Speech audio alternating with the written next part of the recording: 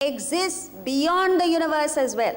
What they tell us is the whole universe, including stars and entities that are millions and millions of light years away, this entire universe is nothing but a minuscule disturbance in the mass of Brahman. So the major part of Brahman exists in its unmanifest form. Just as one little earthenware dish, how much mud, how much clay does it contain? Very little compared to the mud, clay in the whole world. So there are three things in the world. The world itself, the manifest universe, Kshara,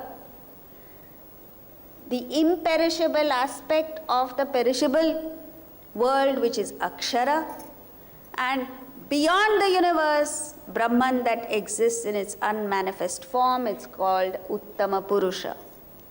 In Christianity, they call it the Father in heaven, which is Uttama Purusha, the Son, Kshara, the manifest world, Father, Son, and Holy Ghost, Akshara, imperishable. Never mind about this Kshara, Akshara, and Uttama Purusha. If you don't get it, it doesn't matter what. But what you need to get is this awakening to a power beyond the universe. And throughout the scriptures, all the time he uses this power to lift us. Because there's this gravitational force which is a force to reckon with. Every now and then you get pulled by the lower. So the Bhagavad Gita, the Upanishads keep lifting us up.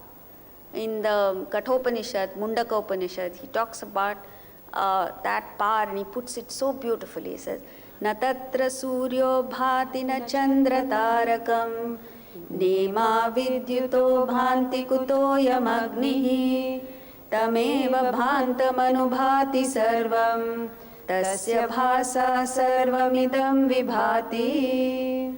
Na tatra suryo, he says, there the sun does not shine, nor the moon, nor the stars, nor lightning. Then what to talk of this Agni, the fire that we have here? But when that shines, everything else shines.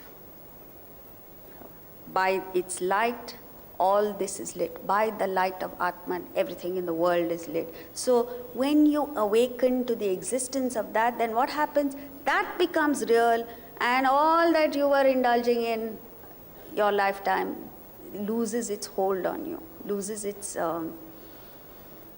appeal. And that's what he's talking about. And then how do you pursue? You pursue it by the process of negation of the world, assertion of reality. Negation of the world in the composition called Atma Shatkam. Shankaracharya says that. He constantly negates everything within, and then in the last verse asserts. So the first verse he starts with, I am not the mind, I am not the intellect, I am not the ego, and so on and so forth. Verse 1, Atma Shatkam.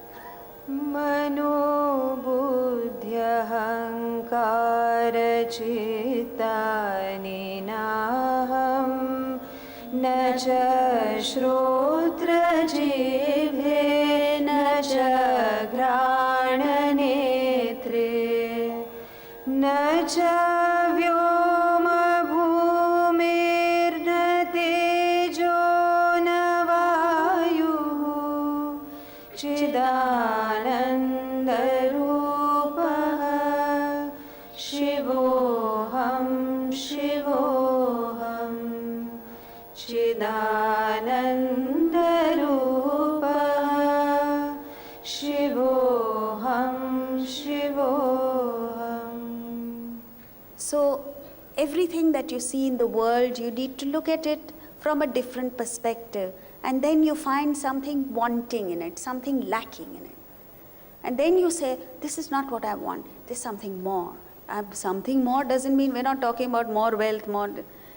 Something other than matter, something other than what is there in the world. And this seeking is called mumukshatva, the desire for liberation. And this desire for liberation, very few of us are blessed with. But those of us who have it, don't let go of it. Don't waste it. Because you may not have the opportunity again. Grab it when the going's good. That's what he's saying here. Know these as the womb of all beings. I am the origin and dissolution of the whole universe. When he says, I am the origin, he's not referring to Krishna, he's referring to every one of us.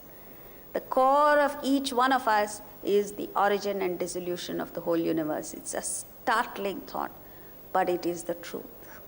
As Nelson Mandela said in his inaugural speech, he says, it is not the fact that we are inadequate that is the problem. The problem is that we are powerful, but we are not able to come to terms with our own power, and that is the problem. So therefore, his appeal to us is get there. Understand that. Sarva Vidya Pratishtha, which is the substratum, the base of all knowledges. It's no use gaining knowledge of the world unless you have this substratum, which is the base of all knowledges. You actually see this in the world.